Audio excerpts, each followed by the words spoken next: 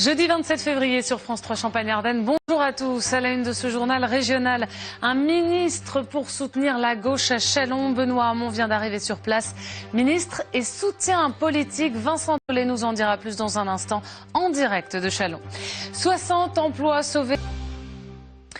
Benoît Hamon à Châlons aujourd'hui. Le ministre de l'économie sociale et solidaire vient d'arriver. Vincent Tollet, bonjour. Vous suivez cette visite pour nous.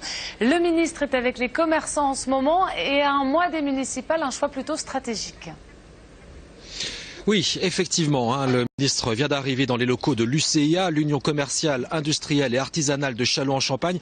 C'est important parce que le rôle de cette association est énorme sur la ville. À titre d'exemple, sachez qu'elle organise par exemple la grande foire agricole de Châlons-en-Champagne. Stratégique aussi parce que les questions économiques, d'attractivité et d'emploi sont au cœur de la campagne. Châlons perd des habitants, son centre-ville souffre, ses commerces de centre-ville souffrent en particulier, beaucoup ferment.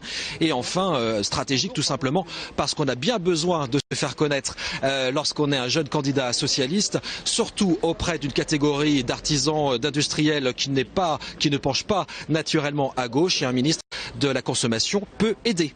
Alors dans cette élection, Rudy Namur est clairement le challenger socialiste et ce soutien ministériel évidemment n'est pas trop dans une ville plutôt à droite.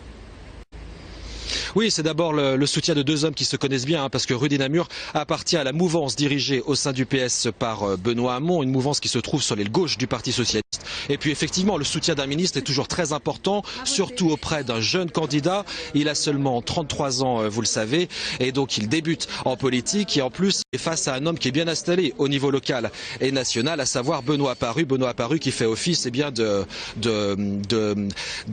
candidat et de successeur naturel de Bruno Borbrock. Voilà, Ophélie, sachez simplement que les deux hommes vont quitter dans une demi-heure environ ces locaux de l'Union commerciale, industrielle et artisanale. Ils vont aller ensuite déjeuner avec des militants, ils vont aller ensuite serrer des mains en centre-ville. Et puis après, Benoît Hamon va enlever son costume de militant et retrouver son costume de ministre de l'économie sociale et solidaire avec la visite d'une association d'insertion, même si je vous accorde que la limite entre les deux fonctions peut sembler floue. Et vous remarquerez d'ailleurs aussi que le ministre a pris soin de ne pas venir en voiture officielle. Il a laissé sa voiture officielle à quelques kilomètres de là et il est venu avec cette toute petite voiture. Merci beaucoup Vincent pour toutes ces précisions. Et Châlons, nous en reparlerons ce week-end dans La Voix est libre. Débat spécial municipal. Les 4 candidats seront sur notre plateau. Michel Pigeon attend vos questions. Posez-les via Twitter.